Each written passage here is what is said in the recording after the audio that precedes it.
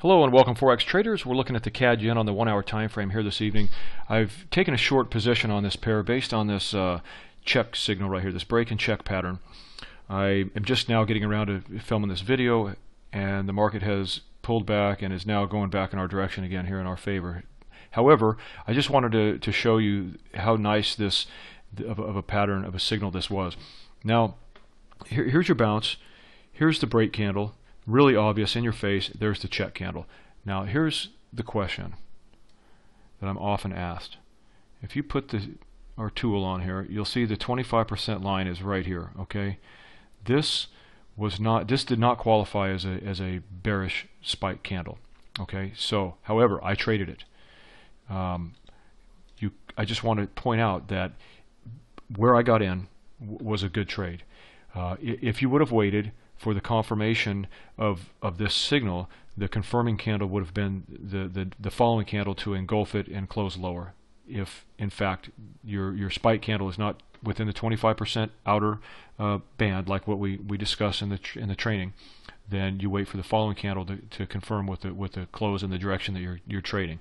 And if you would have done that, you could have entered even in the same spot based on the pullback, which is what you would have done. You would have got in right here or perhaps here. As long as you keep your 2 times profit target above this bounce level right here of support, then you're just fine. So you could have actually taken this trade right here on this next candle on a pullback, and you would have been still above the support. That's what I wanted to point out on this. However, I'm in after the first candle because for me it was such a long wick and it rejected the center band as well as this level. I just went ahead and took the trade.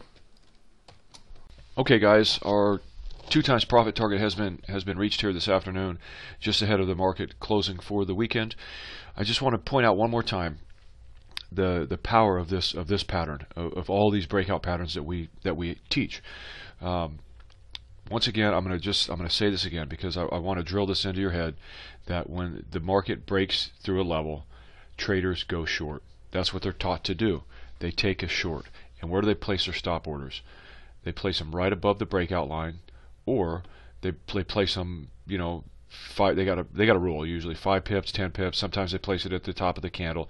There's an area, a dense concentration, if you will, of stop orders on a break like this. Okay, right here. So that's the first thing that happens when they sell.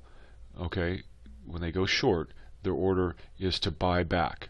Okay, or who are they buying it back from? They're buying it back from the bank who is selling to them, and they're consolidating their sell orders, and they're just pushing the market to the downside. That feeds their move. The second thing that happens when you get the check signal like this right after the break, okay, there's a lot of traders, the ones that didn't go short, see this big white candle, and they say right before it closes, and I'm sure if you look at the 15-minute or the 5-minute, you're going to see that this perhaps fell off and closed down below the breakout line right before the candle closed. Okay, right before the hour was over. And that happens a lot. You're going to be sitting there watching this big white candle and go, oh my gosh, this was a fake out to the downside. I have to take a long position.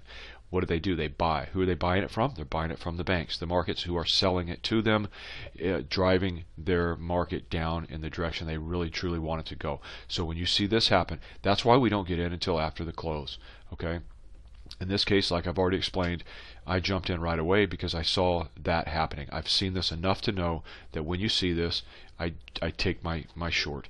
I did not wait for the confirming candle telling me, yeah, because it's not 25%, that I need to wait for the next candle to close down.